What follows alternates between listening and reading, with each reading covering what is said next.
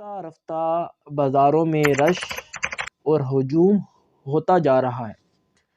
یہ کیا بات ہے؟ رمضان کی تیاری، پکوڑے، ہر چیز کا رفتہ رفتہ جو ہے فیصلے کی جا رہی ہے۔ پوائنٹ یہ ہے کہ ہم نے رمضان کی تیاری میں یہ نہیں سوچا، ہم نے یہ خیال نہیں کیا رمضان آ رہا ہے، مبارک مہینہ آ رہا ہے۔ بسم اللہ الرحمن الرحیم، السلام علیکم ورحمۃ اللہ وبرکاتہ۔ سامعین محترم، جیسے کہ آپ کو معلوم ہے رمضان مبارک تو آ ہی گیا، قریب ہے کہ رمضان آ جائے گا، تو آپ تیاریاں کر رہے ہوں گے، یقیناً رمضان کی تیاری کر رہے ہوں گے۔ تو رمضان کی تیاریاں مختلف شکلوں میں مختلف طریقوں سے کی جا رہی ہیں، اور بازار رفتہ رفتہ بازاروں میں رش اور ہجوم ہوتا جا رہا ہے۔ یہ کیا بات ہے؟ رمضان کی تیاری ہے، تو آپ بھی رمضان کی تیاری کر رہے ہوں گے، یقیناً سب لوگ رمضان کی تیاری کر رہے ہیں۔ تو ہم نے کیا سوچا، ہمارے ذہنوں میں کیا ہمارے خیالات کیا ہیں کہ رمضان کیسے گزارنا۔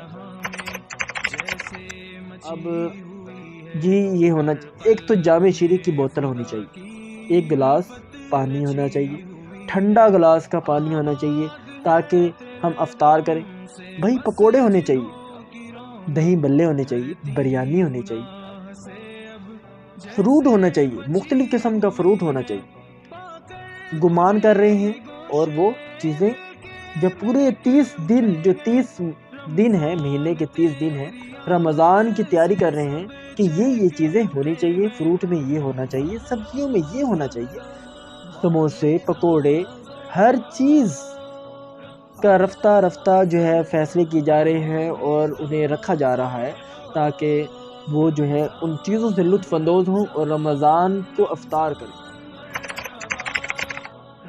لیکن اہم پوائنٹ یہ ہے کہ ہم نے رمضان کی تیاری میں یہ نہیں سوچا، ہم نے یہ خیال نہیں کیا رمضان آ رہا ہے، مبارک مہینہ آ رہا ہے، میں قرآن کو مکمل کروں گا، قرآن پڑھوں گا، میں 30 کے 30 رمضان میں جتنے روزے آتے ہیں میں تمام کے تمام روزے رکھوں گا، رات کی تراویح قطعاً میں کبھی نہیں چھوڑوں گا، اور رات کی تراویح تو میں پڑھ کر ہی رہوں گا، اور جماعت سے نماز پڑھوں گا، تکبیر اولیٰ کے ساتھ پڑھوں گا، اور خاتون ہیں وہ گھر میں نماز پڑھیں گی۔